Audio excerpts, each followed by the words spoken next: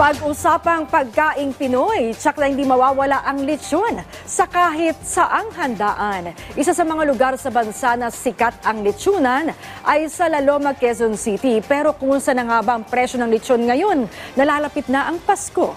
Yan ang ulat ni Isaiah Mirafuentes. Malutong, malinamnam at masarap ang lechon. Ito ang patok na hain sa mga handaan. Kahit pa putok-batok, patok pa rin ito sa mga Pinoy. At sa usaping lechon, iisang lugar ang nakatatak na rito, ang La Loma sa Quezon City, kung saan nasa 15 lechonan ang nakahilera rito. Ang lechon, ito ay naging simbolo ng ating tagumpay, kasaganaan at pagmamahal sa pamilya, di ba? Nagkukumpit kami bawat isa eh. Pag nagpint kami, pasarapan at papabaan ang presyo, di ba? Sa bawat tagumpay, madalas lechon ang nakakasama natin.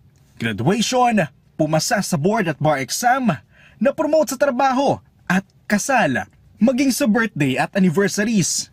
Si Irish, naabutan pa naming bumibili ng isang buong lechon para raw ito sa kanilang Christmas party sa kanilang negosyo. Kasi yun ang parang nakagawian ng mga Pilipino, at saka favorite ng mga Pilipino. Favorite din namin. Ganito nila ginagawa yung mga lechon dito sa La Loma. Una, nilalagyan nila ng melted sugar o yung pulot ng asukal dito sa isang malaking lalagyan na ito. Pangalawa naman, itong mga pampalasa kagaya ng sibuyas, bawang at yung secret recipe nila ay nilalagay sa loob ng lechon o pinapalaman nila. At nilalagyan din nila yung loob ng lechon ng tanglad.